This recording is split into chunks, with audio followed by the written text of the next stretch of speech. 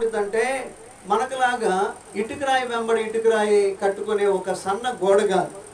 ఇంచుమించు ఒక గుర్రం కూడా పరిగెత్తగలిగినటువంటి స్థితి కలిగినటువంటి దిట్ట అయినటువంటి ప్రాకారం.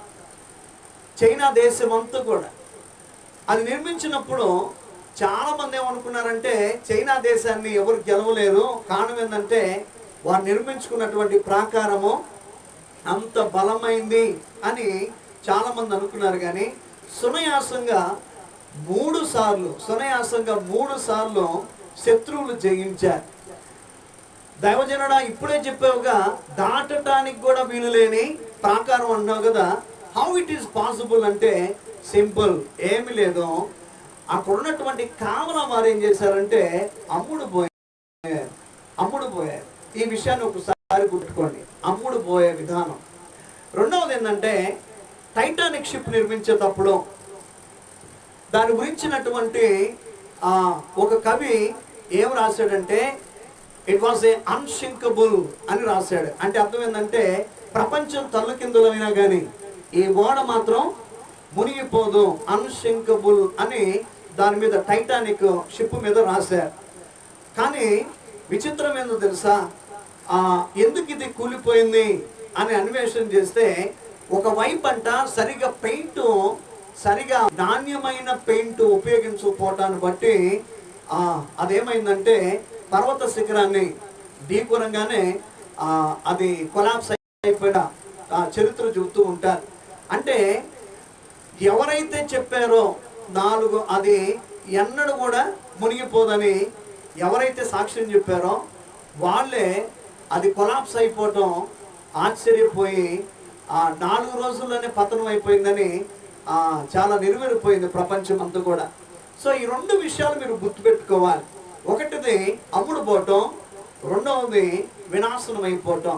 దేవుని పిల్లారా, ఇక్కడ మనం చదవబడినటువంటి లేఖనం సారాంశం మొత్తం 4 అధ్యాయాల గురించి, ఆహాబు గురించి, అలాగే యెహోషాపాతు అనేటువంటి 2 రాజుల గురించి నేను టక వాస్తవానికి 4 గంటలు పడుతుంది.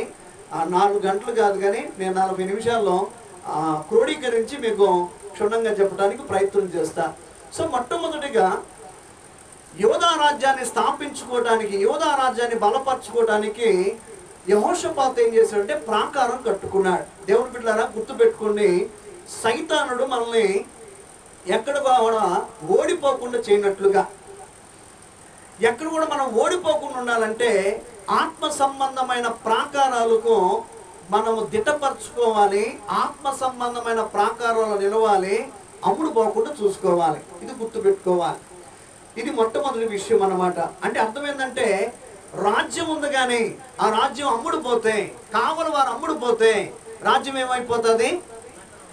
పతనం అయిపోతుంది. అట్ సేమ్ టైం కుటుంబంలో ప్రతి ఒక్కరు కూడా దేవుని యొక్క సంతానమే, ప్రతి ఒక్కరు కూడా దేవుని యొక్క పిల్లలే. వారు గనక అపవాది గనక అమ్ముడు పోతే వారి జీవితంలో ఆధ్యాత్మిక పతనమే కాకుండా కొన్నాళ్ళకు భౌతిక సంబంధమైన కూడా పతనము ప్రారంభమయ్యి చివరికి కుటుంబ వ్యవస్థే లేకుండా పోతుంది. ఇది లోకంలో తరచుగా మనం చూస్తున్నటువంటి విషయం.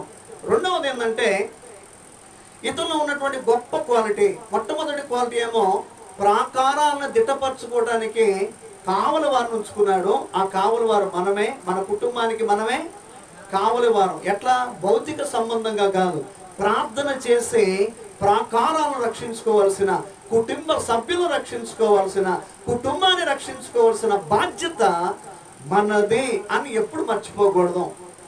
రెండవది ఏంటంటే ఇతరులో ఉన్న గొప్ప లక్షణం ఏంటంటే దైవజనులను ప్రోత్సాహం చేసేటువంటి మనసు. అనగా ఇతని కాలంలో జకరియా, యెహోరాము, ఓబద్య లాంటి దైవ సేవకులను ఈయన ఏం చేశాడంటే ఆ పట్టణం అంతా పంపించి దేవుని యొక్క సువార్త అందరికి అందేటట్లుగా, దేవుని యొక్క వార్త అందరూ తెలుసుకునేటట్లుగా ఈయన ప్రోత్సాహం చేశాడు.